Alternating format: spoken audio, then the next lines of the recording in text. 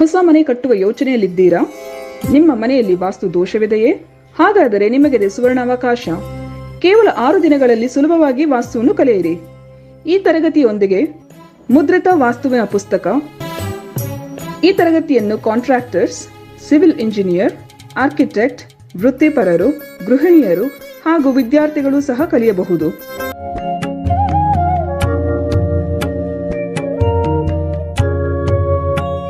ಬೆಳಗಿನ ಬ್ಯಾಚ್ 11 ರಿಂದ 12:30 ಹಾಗೂ ಸಂಜೆಯ ಬ್ಯಾಚ್ನವರೆಗೆ 7:30 ರಿಂದ 9 ಗಂಟೆವರೆಗೆ ಇರುತ್ತದೆ. ಇಂದೇ ರಿಜಿಸ್ಟ್ರೇಷನ್ ಮಾಡಿಸಿ. ವಾಸ್ತುವಿನ ಸರಳ ಪರಿಹಾರಗಳನ್ನು ಮಾಡಿಕೊಳ್ಳಿ. ಹೆಚ್ಚಿನ ಮಾಹಿತಿಗಾಗಿ 9844416555 ಹಾಗೂ 9513577337 ಸಂಖ್ಯೆಗಳಿಗೆ ಸಂಪರ್ಕಿಸಿ. ಧನ್ಯವಾದಗಳು.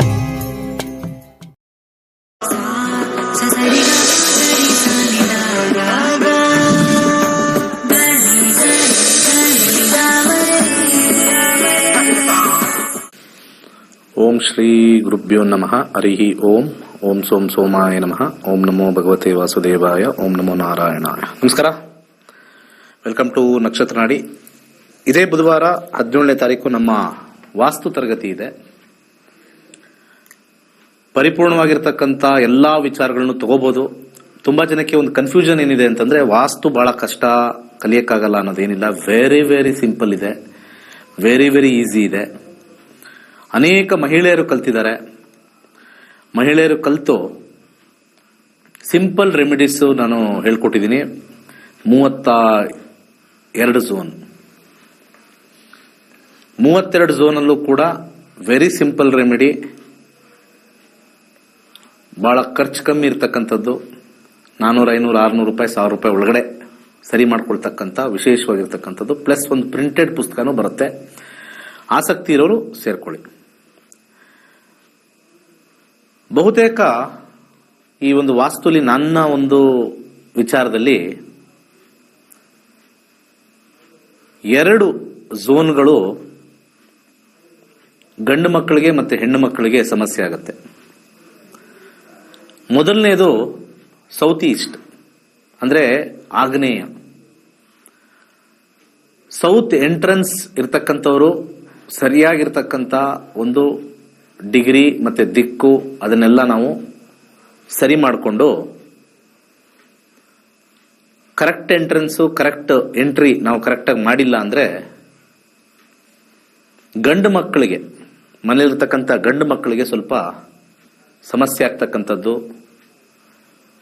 ಅಥವಾ ಪೇರೆಂಟ್ಸ್ ಇಂದ ದೂರ ಆಗ್ತಕ್ಕಂಥದ್ದು, ಅಂದ್ರೆ ತಂದೆ ತಾಯಿಗಳಿಂದ ದೂರ ಆಗ್ತಕ್ಕಂಥದ್ದು, ಅಥವಾ ಮಕ್ಕಳು ವಿದೇಶದಲ್ಲಿ ಓದಿ ಸಂಪರ್ಕಕ್ಕಿಲ್ಲದೆ ಇರತಕ್ಕಂಥ ಇಂಪಾರ್ಟೆಂಟ್ ವಿಚಾರ ಇಲ್ಲಿ ಸೌತ್ ಈಸ್ಟ್ ಬರುತ್ತೆ.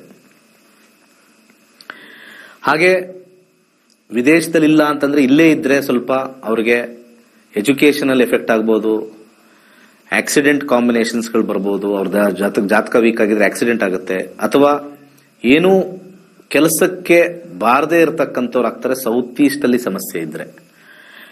ಯಾಕೆ ಅಂದ್ರೆ ಇದು ರಿವರ್ಸ್. ಸೌತ್ ಈಸ್ಟ್ ಅಂದ್ರೆ ಶುಕ್ರ ಅಲ್ವಾ ಸರ್, ಲೇಡೀಸ್ ಅಲ್ವಾ ಸರ್, ಅಲ್ಲೇ ಇರೋದು ಪಾಯಿಂಟ್. ಯಾಕೆಂದ್ರೆ ಒಬ್ಬ ವ್ಯಕ್ತಿ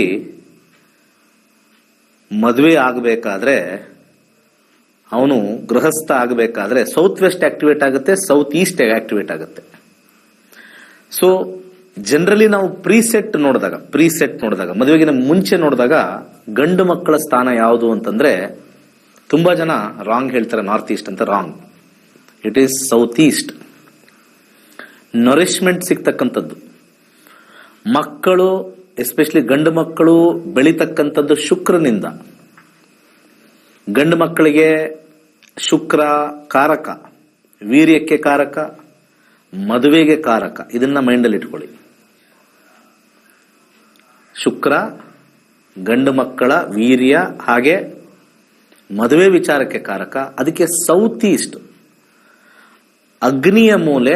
ಗಂಡು ಮಕ್ಕಳ ವಿಚಾರಕ್ಕೆ ದೋಷ ಬಂದ್ರೆ ಅಲ್ಲೇ ಸಮಸ್ಯೆ ಆಗೋದು.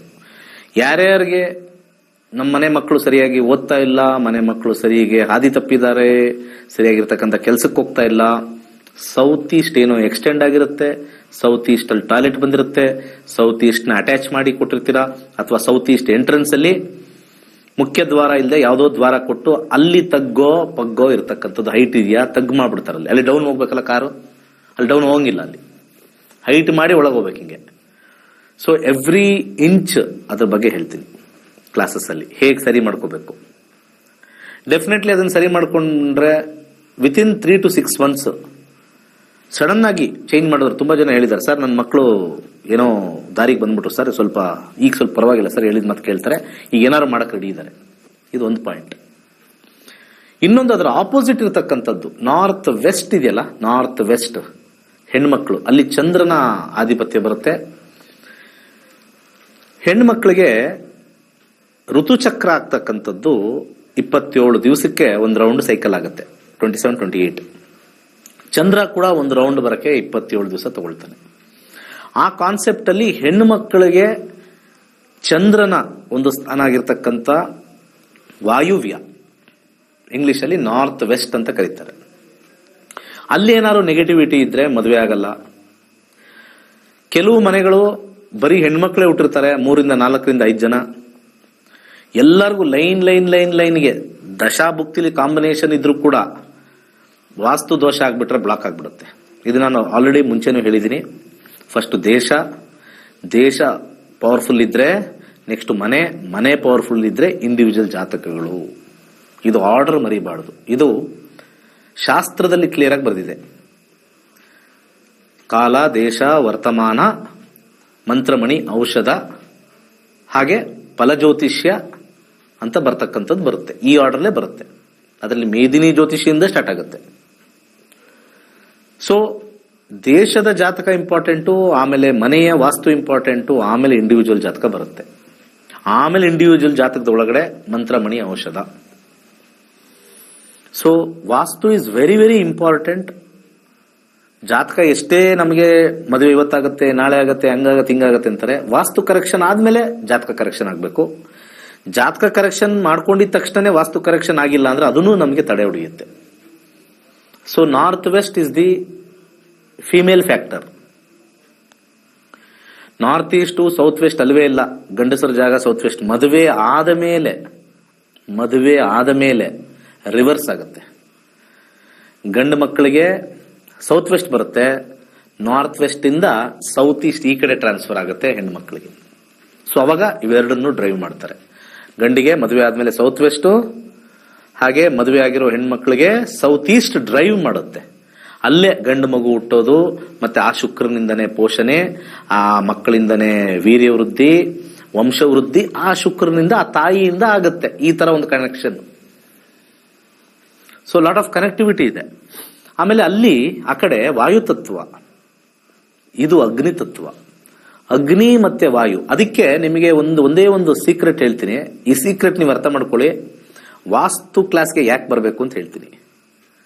Very simple. ಎಲ್ಲರಿಗೂ ಗೊತ್ತು ಆಗ್ನೇಯ ಮೂಲೆಯಲ್ಲಿ ಅಡುಗೆ ಮನೆ ಬರುತ್ತೆ ಅಂತ. ನಿಮಗೆ ಎರಡನೇ ಅಡುಗೆ ಮನೆ ಎಲ್ಲಿ ಇಡ್ತಾರೆ ಅನ್ನೋದು ತುಂಬಾ ಜನಕ್ಕೆ ಗೊತ್ತು. ಯೋಚನೆ ಮಾಡಿ, ಸ್ವಲ್ಪ ಆಲೋಚನೆ ಮಾಡಿ, ವೀಕ್ಷಕರ ಆಲೋಚನೆ ಮಾಡಿ. ಹೌದು, ಸೌತ್ ಈಸ್ಟ್ ಅಲ್ಲಿ ಯಾವಾಗಲೂ ಅಡುಗೆ ಮನೆ ಬರುತ್ತೆ. ಅಲ್ಲಿ ಆಗಿಲ್ಲ ಅಂದ್ರೆ ಸೆಕೆಂಡ್ ಆಪ್ಷನ್ ಬರೋದೇ ನಾರ್ತ್ ವೆಸ್ಟ್ ಅಲ್ಲಿ, ವಾಯು ಜಾಗದಲ್ಲಿ. ಅಗ್ನಿ ಮತ್ತೆ ವಾಯು ಫ್ರೆಂಡ್ಸ್, ಇದನ್ನ ಮೈಂಡಲ್ಲಿ ಇಟ್ಕೊಳ್ಳಿ. ಗಂಡು ಮಕ್ಕಳಿಗೆ ಎಫೆಕ್ಟ್ ಆದ್ರೆ ಹೆಣ್ಮಕ್ಳಿಗೆ ಎಫೆಕ್ಟ್ ಕಮ್ಮಿ ಆಗುತ್ತೆ. ಹೆಣ್ಮಕ್ಳಿಗೆ ಎಫೆಕ್ಟ್ ಜಾಸ್ತಿ ಆದ್ರೆ ಗಂಡು ಮಕ್ಕಳಿಗೆ ಕಮ್ಮಿ ಆಗುತ್ತೆ. ಸೊ ಎರಡನ್ನೂ ಕೂಡ ಬ್ಯಾಲೆನ್ಸ್ ಮಾಡಬೇಕು ಅಂದ್ರೆ ವಿಂಡ್ ಮತ್ತೆ ಫೈರ್ ಎರಡು ಬ್ಯಾಲೆನ್ಸ್ ಅಲ್ಲಿ ಇರಬೇಕು ಪಂಚಭೂತಗಳಲ್ಲಿ. ಅದಕ್ಕೆ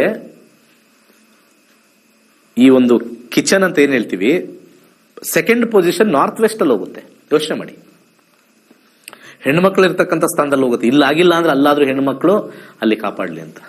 ಸೊ ನಾರ್ತ್ ವೆಸ್ಟ್ ಡಿಫೆಕ್ಟ್ ಆಗಿದ್ರೆ ಹೆಣ್ಮಕ್ಳಿಗೆ ಮದುವೆ ವಿಚಾರದಲ್ಲಿ, ಹಸ್ಬೆಂಡ್ ವಿಚಾರದಲ್ಲಿ, ಮದುವೆ ಏನೋ ಒಂದು ಸ್ಟ್ರಾಂಗ್ ಆಗಿ ಆಗೋಗುತ್ತೆ, ಯಾವುದೋ ಒಂದು ಮಾಡ್ತಾರೆ, ಅಲ್ಲಿ ವಾಪಸ್ ಮನೆಗೆ ಬಂದು ಕೂತ್ಕೊಳ್ಳೋದ್ರಲ್ಲಿ, ಗಂಡ ಸಮಸ್ಯೆ ಇರ್ತಕ್ಕಂಥದ್ರಲ್ಲಿ, ಹೆಣ್ಮಕ್ಳು ಇರೋ ಒಂದು 3-4 ಜನ ಹೆಣ್ಮಕ್ಳು ಮದುವೆ ಆಗದೆ ಇರೋ ಸಮಸ್ಯೆ, ಫಸ್ಟ್ ಅಲ್ಲಿ ಮಾಡಬೇಕು. ಅಲ್ಲಿ ಕರೆಕ್ಷನ್ ಆದ್ಮೇಲೆ ಜಾತಕಕ್ಕೆ ಹೋಗ್ಬೇಕು. ಜಾತಕದಲ್ಲಿ ಕಾಂಬಿನೇಷನ್ ಚೆನ್ನಾಗಿದ್ರು ಅಲ್ಲಿ ಕರೆಕ್ಷನ್ ಆಗಿಲ್ಲ ಅಂದ್ರೆ ಆಗಲ್ಲ. ಸೊ ಎರಡು ಇಂಪಾರ್ಟೆಂಟ್. ದೋಷ ಇರತಕ್ಕಂಥದ್ದು ಮೇಜರ್ ಒಡಿಸ್ಕೊಳ್ಳೋದು ಮಕ್ಕಳಲ್ಲಿ ಅಂದ್ರೆ south east and north West.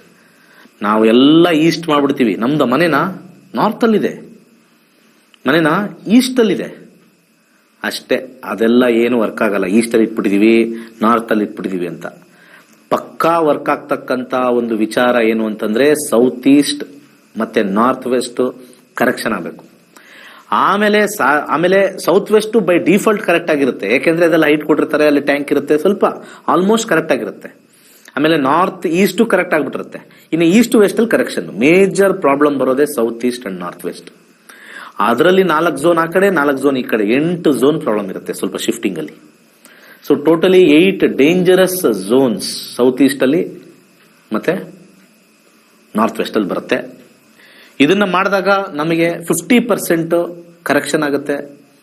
ಜಾತಕ ವೀಕ್ ಆಗಿದ್ರು ಕೂಡ ಮನೆಯಿಂದ ಆ ಒಂದು ಇರ್ತಕ್ಕಂತ ಒಂದು ಪರಿಸ್ಥಿತಿಯಿಂದ, ಮನೆ ಪರಿಸ್ಥಿತಿಯಿಂದ ಅದು ಬಾಡಿಗೆ ಮನೆಗೂ ಎಫೆಕ್ಟ್ ಆಗುತ್ತೆ, ಸ್ವಂತ ಮನೆಗೂ ಎಫೆಕ್ಟ್ ಆಗುತ್ತೆ. ತುಂಬಾ ಜನ ಥಿಂಕ್ ಮಾಡ್ತಾರೆ ನಾನು ಬಾಡಿಗೆ ಮನೇಲಿದ್ದೀನಿ ಹಾಗೆ ಹೀಗೆ ಅಂತ.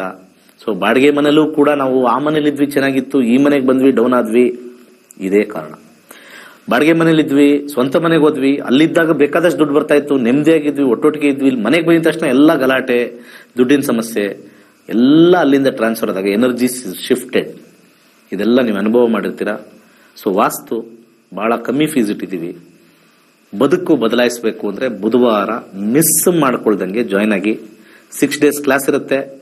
ಎಂಟೈರ್ ಝೋನು ಸಾಯಿಲ್ ಇಂದ ಹಿಡಿದ್ಬಿಟ್ಟು ಸ್ಟಾರ್ಟ್ ಆಗ್ತಕ್ಕಂಥದ್ದು. ಓಕೆ, ಒಳ್ಳೇದಾಗ್ಲಿ. ಕರೆಗಳು ತಗೊಂಡು ನೋಡೋಣ. ನಮಸ್ಕಾರ.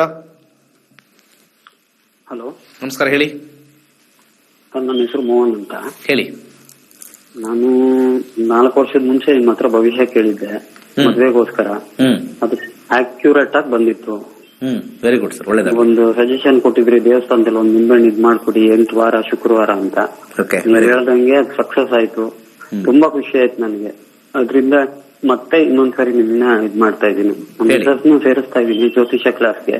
ಹೌದಾ? Very good sir, welcome sir. ಇನ್ನೂ ಚೆನ್ನಾಗಿ ಒಳ್ಳೆ. ಆಮೇಲೆ ವಾಸ್ತು ಕ್ಲಾಸ್ಗೂ ಸೇರಿಸ್ತಾ ಇದೀನಿ, ಯಾಕಂದ್ರೆ ನಿಮ್ಮಲ್ಲಿ ಅಷ್ಟು ಭರವಸೆ ಇದೆ ನನಗೆ. Very good sir. ಕರ್ನಾಟಕದಲ್ಲಿ ನೀವು ಹೇಳಿದಂಗೆ ನಾನೊಂದು ಅದು ಅತಿಶಯೋಕ್ತಿ ಅಲ್ಲ, ಕರ್ನಾಟಕದಲ್ಲಿ ದೊಡ್ಡ ದೊಡ್ಡ ಚಾನೆಲ್ ನೋಡ್ತಾರೆ ಜಾಸ್ತಿ. ನಂಬರ್ 1 ಚಾನಲ್ ಅಂತಂದ್ರೆ ಐಸ್ ಟಿವಿಲ್ ಬರ್ತಕ್ಕಂತ 9:30 ಬರ್ತಕ್ಕಂತ ನಕ್ಷತ್ರ ನಾಡಿನೇ ಫೈನಲ್. ಇದೆ ಇಲ್ಲ ಅಷ್ಟೇ. ನಿಮ್ನ ಕರ್ಸೋದು, ಪೂಜೆ ಮಾಡಿಸಿ ಅನ್ನೋದು, 30,000 40,000 50,000 ಅನ್ನೋದು, ದೋಷ ಇದೆ ಅನ್ನೋದು ಅವೆಲ್ಲ ಇಲ್ಲ. ಯಾವುದು ಕರೆಕ್ಷನ್ ಆಗಲ್ಲ. ಹಾರೋಸ್ಕೋಪಲ್ ಇದ್ರೆ ಆಗತ್ತೆ, ಇಲ್ಲ ಅಂದ್ರೆ ಆಗಲ್ಲ. ಈಗ ನಿಮ್ ಪ್ರಶ್ನೆ ಕೇಳಿ ಸರ್, ಮುಗಿಸೋಣ. ಅದೇ ಮದ್ವೆ ಆಗಿ 4 ವರ್ಷ ಆಯ್ತು, ಇನ್ನು ಮಕ್ಕಳಾಗ್ಲಿಲ್ಲ. 1ರಿಂದ 249 ಒಂದು ಸಂಖ್ಯೆ ಹೇಳಿ. 95 ಗುರುಜಿ. 95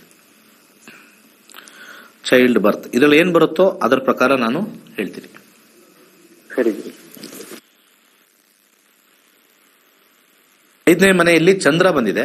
ಚಂದ್ರನ ಒಂದು ಕಾನ್ಸೆಪ್ಟ್ ನಾವು ನೋಡ್ತೀವಿ. ಚಂದ್ರನಲ್ಲಿ ಇರ್ತಕ್ಕಂತ ಒಂದು ಕಾನ್ಸೆಪ್ಟ್ ಅಲ್ಲಿ 859 ಬಂದಿದೆ. ಅಲ್ಲಿ ಸ್ಟಕ್ ಆಗ್ತಾ ಇದೆ. 8ನೇ ಮನೆ ಅಂದ್ರೆ ಸ್ಟಕ್ ಅಂತ ಅರ್ಥ. ಅಂದ್ರೆ ಅಲ್ಲಿ ಏನೋ ಗರ್ಭಕೋಶದಲ್ಲಿ ಸ್ಟಕ್ ಆಗೋದು, ಅಥವಾ ಫೆಲೋಪಿಯನ್ ಟ್ಯೂಬಲ್ ಸ್ಟಕ್ ಆಗೋದು, ಟ್ಯೂಬಲ್ ಸ್ಟಕ್ ಆಗೋದು, ಅಥವಾ ಗರ್ಭ ಟ್ಯೂಬಲ್ ಬೆಳೀತಕ್ಕಂಥದ್ದು ಇರತಕ್ಕಂಥದ್ದು. ಯಾಕಂದ್ರೆ ಕೆಳಗಡೆ ಅಲ್ಲಿ 5-9 ಕಾಂಬಿನೇಷನ್ ಇದೆ. ಮೆಡಿಕಲ್ ಟ್ರೀಟ್ಮೆಂಟ್ ಇಂದ ಬಹಳ ಕಷ್ಟಪಟ್ಟು ಮಾತ್ರ ಆಗತ್ತೆ, ಈಸಿಯಾಗಿ ಆಗಲ್ಲ. ಇದು ಫಸ್ಟ್ ಮೈಂಡ್. ಸೊ ಇದಕ್ಕೆ ದಾನ ಮಾಡಬೇಕಾಗಿರ್ತಕ್ಕಂಥದ್ದು ಮೂಲಂಗಿಯನ್ನ ದಾನ ಮಾಡ್ತಾ ಇರಿ. ಹಾಗೆ ಬಲಗೈಗೆ ಒಂದು ಯೆಲ್ಲೋ ಕಲರ್ ದಾರ ಇಬ್ರು ಕಟ್ಕೊಳ್ಳಿ. ಓಂ ಬ್ರಹ್ಮ ಬ್ರಹ್ಮಸ್ಪತಿ ನಮಃ ಅಂತ ಇಬ್ರು 1 ಲಕ್ಷ ಜಪ ಮಾಡಿ. ಅವಾಗ ಮೆಡಿಕಲ್ ಇಂದ, ದೈವದಿಂದ, ಮಂತ್ರದಿಂದ ಖಂಡಿತ ಕಾಂಬಿನೇಷನ್ ಆಗೇ ಆಗುತ್ತೆ. ಯಾಕಂದ್ರೆ ಚಂದ್ರನ ಕಾಂಬಿನೇಷನ್ ಆದ್ಮೇಲೆ ಮಂಗಳ ಬರ್ತಾನೆ, ಮಂಗಳ ಆದ್ಮೇಲೆ ರಾಹು ಬರ್ತಾನೆ, ರಾಹು ಆದ್ಮೇಲೆ ಗುರುಗೆ ಹೋದಾಗ ಕಾಂಬಿನೇಷನ್ ಅಲ್ಲಿ 3rd ಹೌಸು ಕೃತಕದಿಂದ ಆಡ್ ಆಗುತ್ತೆ ಅಂತ ಬರುತ್ತೆ. ಒಳ್ಳೇದಾಗ್ಲಿ. ಮುಂದಿನ ಕರೆಗೆ ಹೋಗೋಣ. ನಮಸ್ಕಾರ. ನಮಸ್ಕಾರ ಸರ್. ಜೋರಾಗಿ ಮಾತಾಡಿ ಸರ್. ನಮ್ಮ ಮಗನ್ ಮದುವೆ ಬಗ್ಗೆ ಕೇಳಬೇಕಿತ್ತು ಸರ್. ಮಗನ್ ಮದ್ವೆ ಯಾವಾಗ ಆಗತ್ತೆ ಅಂತನಾ? ಏನಂದ್ರೆ ಮಗನ್ ಮದುವೆ ಬಗ್ಗೆ ಕೇಳಬೇಕಿತ್ತು ಸರ್. ಮದ್ವೆ ಆಗಿದ್ಯಾ? ಮದ್ವೆ ಬಗ್ಗೆ ಕೇಳ್ಬೇಕಾ? ಮದುವೆ ಈಗ ಆಗ್ಬೇಕು ಸರ್. ಅದೇ ಒಂದು 33-34 ವರ್ಷ. ಆಯ್ತು. ಜಾತಕ ಕರೆಕ್ಟ್ ಆಗಿದ್ಯಾ? ಪ್ರಶ್ನೆ ಶಾಸ್ತ್ರಕ್ಕೆ ಹೋಗುತ್ತೆ ಸರ್. ಆಯ್ತು. 1ರಿಂದ 249 ಒಂದು ಸಂಖ್ಯೆ ಹೇಳಿ. 150 ಸರ್. 150 150 ಮ್ಯಾರೇಜ್.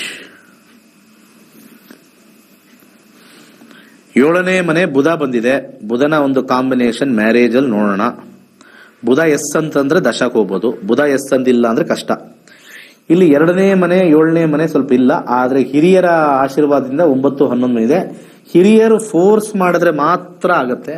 ಅವನ್ಗೆ ಯಾವ್ದಾದ್ರು ಇಷ್ಟ ಇದ್ರೆ ಮಾಡಬೇಕಾಗಿತ್ತು ಮುಂಚೆ, ಅದು ಕ್ಯಾನ್ಸಲ್ ಆಗಿರ್ಬೋದೇನೋ. ಕೇಳಿಸ್ತೇನಮ್ಮ?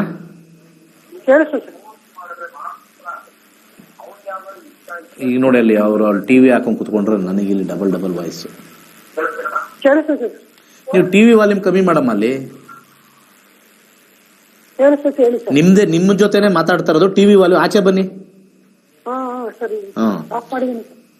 ಹಿರಿಯರ ಆಶೀರ್ವಾದ ಹಿರಿಯರು ತೋರಿಸಿರೋದ್ರಿಂದ ಮಾತ್ರ ಆಗತ್ತೆ, ಅವನು ಒಪ್ಕೊಳ್ಳೋದು ಕಷ್ಟ ಮೊದಲನೇದು. ಹಾಗೆ ಮುಂಚೆ ಯಾವ್ದಾದ್ರು ಇಷ್ಟ ಆಗಿರೋದು ಅಥವಾ ಏನಾದ್ರೂ ಒಂದು ಸೆಲೆಕ್ಟ್ ಆಗಿರ್ತಕ್ಕಂಥದ್ದು ಕ್ಯಾನ್ಸಲ್ ಆಗಿದ್ರೆ ಅದು ಮನಸ್ಸಿಂದ ತೆಗೆದಾಕ ಕೇಳಿ ಇದ್ರೆ. ಅರ್ಥ ಆಯ್ತಾ? ಸೊ ಮದುವೆ ಖಂಡಿತ ಯೋಗ ತೋರಿಸ್ತಾ ಇದೆ ಸದ್ಯಕ್ಕೆ. ಇಷ್ಟ ಆಗಿರೋದು ಏನಾದ್ರು ಉಳಿದಿದ್ರೆ ದಯವಿಟ್ಟು ಮಾಡಿ. ನಾನು ಇನ್ನೊಂದ್ಸತಿ ಹೇಳ್ತಾ ಇದ್ದೀನಿ, ಅರ್ಥ ಮಾಡ್ಕೊಳ್ಳಿ. ಓಕೆ? ಯಾಕಂದ್ರೆ ಇಲ್ಲಿ 4-3 ಕಾಂಬಿನೇಷನ್ ಬಂದಾಗ ಯಾವ್ದಾದ್ರು ಬಂದು ಕಟ್ಟಾಗಿರುತ್ತೆ, ಮಾತುಕತೆ ಆಗಿ ಕಟ್ಟಾಗಿರುತ್ತೆ, ಅವ್ನಿಗೇನೋ ಇಂಥದ್ದು ಬೇಕು ಅಂದಿರುತ್ತೆ, ಏನೋ ಒಂದಲ್ಲಿ ದೊಡ್ಡವರಲ್ಲಿ ಸಮಸ್ಯೆ ಉಂಟಾಗಿರುತ್ತೆ. ಸೊ ಇಂಥ ವಿಚಾರದಲ್ಲಿ ನಾನ್ ಸಜೆಸ್ಟ್ ಮಾಡೋದು, ಅವನಿಗೆ ಕನ್ವಿನ್ಸ್ ಮಾಡಿ, ಹಿರಿಯರ ಕನ್ವಿನ್ಸ್ ಇಂದ ಆದ್ರೆ ಡೆಫಿನೆಟ್ಲಿ ಆಗತ್ತೆ. ಇಲ್ಲಿ ರಾಹು ಮತ್ತೆ ಚಂದ್ರ ಮುಗಿಯೋ ಒಳಗಡೆ ಈಗ ಯೋಗ ಬಹಳ ಚೆನ್ನಾಗಿದೆ ಪ್ರಶ್ನಾಶಾಸ್ತ್ರದಲ್ಲಿ. 2025 ಏಪ್ರಿಲ್ ಒಳಗಡೆನೆ ಆಗತ್ತೆ ಸ್ವಲ್ಪ ಕನ್ವಿನ್ಸ್ ಮಾಡಿದ್ರೆ. ನೆಕ್ಸ್ಟ್ ಇದಕ್ಕೆ ಹೋದ್ರೆ ಸ್ವಲ್ಪ ಬಹಳ ಕಷ್ಟ ಆಗುತ್ತೆ, ಇನ್ನೊಂದ್ 2-3 ವರ್ಷ ಡ್ರ್ಯಾಗ್ ಆಗುತ್ತೆ. 25 ಏಪ್ರಿಲ್ ಒಳಗಡೆ ಖಂಡಿತ ಕನ್ವಿನ್ಸ್ ಇಂದ ಹೋಗುತ್ತೆ. ಇದು ಯಾವುದೇ ದೋಷ ಗೀಶ ಅವೆಲ್ಲ ಸುಳ್ಳು. ಈ ಕಾಂಪೌಂಡರ್ ಹತ್ರ ಹೋದ್ರೆ ಬರೀ ಇದೇ ಕಥೆನೆ ನಮ್ದು. ಕಾಂಪೌಂಡರ್ ಹತ್ರ ಹೋಗ್ಬಿಟ್ರೆ ರಾಹು ದೋಷ ಆಯ್ತು, ಪೂಜೆ ಮಾಡಿಸಿದ್ದಾರೆ, 33 ಯಾಕಾಯ್ತು? ಒಬ್ಬ ಪಬ್ಲಿಕ್ಕು ಕೂಡ, ನಾನು ಹೇಳ್ತೀನಲ್ಲ, ಒಬ್ಬ ಪಬ್ಲಿಕ್ಕು ಕೂಡ ಕ್ವಶನ್ ಮಾಡಲ್ಲ. ಭಯ, ದೇವರ ಮೇಲೆ ಭಯ ಅಲ್ಲ, ಮನುಷ್ಯನ ಮೇಲೆ ಭಯ. ಸತ್ಯವಾಗ್ಲೂ ಹೇಳ್ತೀನಿ, ದೇವರ ಮೇಲೆ ಭಯ ಇಲ್ಲ ಯಾರಿಗೂ. ನೀವು ದೇವ್ರನ್ನ ಬೈದ್ರು ನಾವೆಲ್ಲ ಸಾಯ್ತೀವಿ, ದೇವ್ರನ್ನ ಹೊಗಳಿದ್ರು ಕೂಡ ನಾವು ಸಾಯ್ತೀವಿ. ಇದನ್ನ ಮೈಂಡಲ್ಲಿ ಇಟ್ಕೊಳ್ಳಿ. ನೀವು ದೇವ್ರ ಜಪ ಮಾಡಿದ್ರು ಕೂಡ ನಾವು ಸತ್ಯ ಸಾಯ್ತೀವಿ, ದೇವ್ರ ನಮಸ್ಕಾರ ಮಾಡಿಲ್ಲ ಅಂದ್ರೂ ಕೂಡ ಸಾಯ್ತೀವಿ. ಅಂದ್ರೆ ಫೇಟ್ ನ ಚೇಂಜ್ ಮಾಡಕ್ ಆಗಲ್ಲ. ಇದನ್ನ ಫಸ್ಟ್ ಅಲ್ಲಿ ತಿಳ್ಕೊಂಡ್ಬಿಡ್ಬೇಕು. ನಾವು ದೀರ್ಘಾಯಿಸ್ಬೇಕಪ್ಪ, 120 ವರ್ಷ ಬೇಕು. ದಿನಾ ನೀವು ಮಂತ್ರ ತ್ರಯಂಬಕಮ್ಮೋ ವಿಷ್ಣು ಸಹಸ್ರನಾಮ ಹೇಳ್ಬಿಟ್ಟ ತಕ್ಷಣ 120 ವರ್ಷ ಬದುಕಲ್ಲ.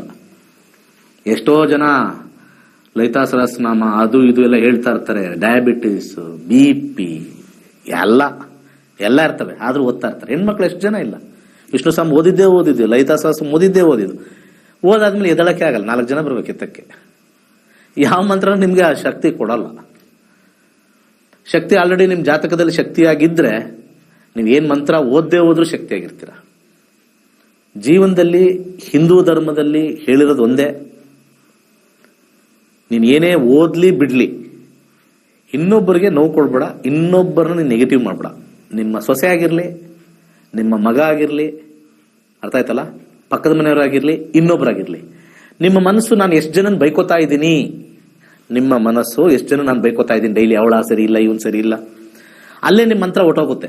ನೀವು ಮಾಡಿರೋ ಲಲಿತಾ ಸಹಸ್ರನಾಮ ಇರ್ಬೋದು, ಇನ್ಯಾವುದು ಕನಕದಾರ ಸ್ತೋತ್ರ ಇರ್ಬೋದು, ಇದನ್ನ ಯಾರ್ಯಾರು ಮಾಡ್ತಾ ಇದ್ರೆ ಮನೇಲಿ ಹೆಂಗಸರು 10 ಸತಿ ಯೋಚನೆ ಮಾಡಿ. ವ್ಯರ್ಥ, ನೀವು ಏನು ಓದಿದ್ರು ವ್ಯರ್ಥ. ಯಾಕೆಂದ್ರೆ ಅದೆಲ್ಲ ಸಾತ್ವಿಕ ಮಂತ್ರಗಳು, ಅದೆಲ್ಲ ನಿಮಗೆ ಆರೋಗ್ಯ ನೆಮ್ಮದಿ ಕೊಡಬೇಕು ಅಂದ್ರೆ ನಿಮ್ಮ ಮನಸ್ಥಿತಿ ಶುದ್ಧವಾಗಿದ್ರೆ ಮಾತ್ರ ಎಂಟರ್ ಆಗುತ್ತೆ. ನೀವು ಮಂತ್ರ ಹೇಳ್ತಾ ಇರ್ಬೇಕಾದ್ರೆ ನೋಡುತ್ತೆ ಅದು ಯಾಕೋ ಮನಸ್ಸು ಸರಿ ಇಲ್ಲ. ಇಲ್ಲಿ ಪದಗಳು ಹೇಳ್ತಾರೆ, ಅಲ್ಲಿ ಮನಸ್ಸಲ್ಲಿ ಯಾರ್ದು ಅವ್ರನ್ನ ಬೈಕತ್ತಾರೆ, ಇವ್ರನ್ನ ಬೈಕತ್ತಾರೆ, ಅವ್ರನ್ನ ನಡ್ಕತ್ತಾರೆ, ಇವ್ರನ್ನ ನಡ್ಕತ್ತಾರೆ, ಹೊಟ್ಟೆ ಕಿಚ್ಚು ಪಡ್ಕೋತಾರೆ. ಇದನ್ನೇ ಭಗವದ್ಗೀತೆಯಲ್ಲಿ ಹೇಳಿರೋದು. ನೀನು ಜಪ ಮಾಡದೇವರು ಚಿಂತೆ ಇಲ್ಲ, ಕರ್ಮ ಒಳ್ಳೆ ಕರ್ಮ ಮಾಡು, ಕೊಡ್ಬೇಕಾಗಿದ್ದು ಕೊಡ್ತೀನಿ, ಇಲ್ವಾ ಇಷ್ಟೇ. ಇದನ್ನ ತುಂಬಾ ಜನ ತಪ್ಪು ತಿಳ್ಕೊಂಡಿದ್ದಾರೆ. ನಾವ್ ಯಾರಿಗೂ ಏನು ಕೆಟ್ಟದ್ ಮಾಡಿಲ್ಲ. ಯಾಕೆ ಮಾಡಿಲ್ಲ? ಒಂದ್ ಸ್ವಲ್ಪ ಯೋಚನೆ ಮಾಡಿ, ಎಷ್ಟು ಜನ ಬೈಕೊಂಡಿದೀವಿ ಅಂತ. ಅವ್ರ ಕರ್ಮಕ್ಕೆ ಅವ್ರು ಹೋಗ್ತಾರೆ ಅಂತ ತಿಳ್ಕೊಂಡ್ಬಿಟ್ರೆ ಆಗೋಗುತ್ತೆ. This is what is life. ಅದನ್ನೇ ಆಗ್ತಾ ಇರೋದು ಇವತ್ತಿನ ಪ್ರಪಂಚ. ಯಾರಿಗೋ ಏನೋ ಒಂದು ಕರ್ಮದಿಂದ ಏನೋ ಒಂದು ಕೆಟ್ಟದಾಗಿರುತ್ತೆ, ಅಲ್ಲಿ ಕಮೆಂಟ್ಗಳು ಹಾಕೊಂಡು ಹೋಗ್ತಾರೆ, ಅವ್ನು ಹಂಗೆ ಇವ್ನು ಹಿಂಗೆ ಅಂತ. ಇವ್ರು ಬಹಳ ಸಾಚ ಇದ್ದಂಗೆ, ಇವ್ರು ದೇವ್ರಿದ್ದಂಗೆ.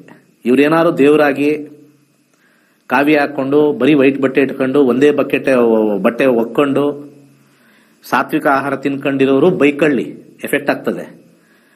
ಇವ್ರು ಮಾಡೋದು ಅನಾಚಾರ, ಮನೆ ಮುಂದೆ ಬೃಂದಾವನ ಹಾಕೊಂಡು ಇನ್ನೊಬ್ರು ಸರಿ ಇಲ್ಲ ಅಂತ ಹೇಳ್ತಕ್ಕಂಥ ಜನಗಳು ಎಲ್ಲ ಕಡೆ ಸಿಗ್ತಾರೆ. ಈ ಫೇಸ್ಬುಕ್ ಅಲ್ಲಿ ಕಮೆಂಟ್ ಮಾಡೋರು, ಯೂಟ್ಯೂಬ್ ಅಲ್ಲಿ ಕಮೆಂಟ್ ಮಾಡೋರು, ಇನ್ಸ್ಟಾಗ್ರಾಮ್ ಅಲ್ಲಿ ಕಮೆಂಟ್ ಮಾಡೋರು. ಆ ಕಮೆಂಟ್ ಬುದ್ಧಿನ ಸೈಡ್ ಇಂದ ತೆಗೆದು ಹಾಕಿದ್ರೆ ನಮ್ಗೆ ಬಹಳಷ್ಟು ಒಳ್ಳೇದಾಗುತ್ತೆ. This is my view.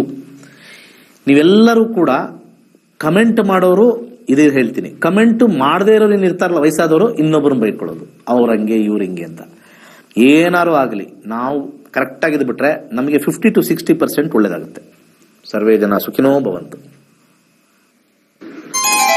ಹೊಸ ಮನೆ ಕಟ್ಟುವ ಯೋಚನೆಯಲ್ಲಿದ್ದೀರಾ? ನಿಮ್ಮ ಮನೆಯಲ್ಲಿ ವಾಸ್ತು ದೋಷವಿದೆಯೇ? ಹಾಗಾದರೆ ನಿಮಗೆ ಸುವರ್ಣಾವಕಾಶ. ಕೇವಲ 6 ದಿನಗಳಲ್ಲಿ ಸುಲಭವಾಗಿ ವಾಸ್ತುವನ್ನು ಕಲಿಯಿರಿ. ಈ ತರಗತಿಯೊಂದಿಗೆ ಮುದ್ರಿತ ವಾಸ್ತುವಿನ ಪುಸ್ತಕ. ಈ ತರಗತಿಯನ್ನು ಕಾಂಟ್ರಾಕ್ಟರ್ಸ್, ಸಿವಿಲ್ ಇಂಜಿನಿಯರ್, ಆರ್ಕಿಟೆಕ್ಟ್, ವೃತ್ತಿಪರರು, ಗೃಹಿಣಿಯರು ಹಾಗೂ ವಿದ್ಯಾರ್ಥಿಗಳು ಸಹ ಕಲಿಯಬಹುದು.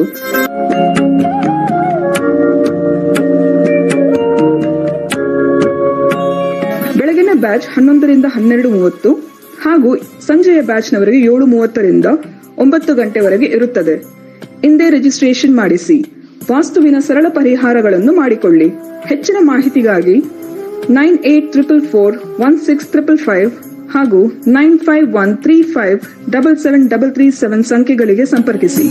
ಧನ್ಯವಾದಗಳು.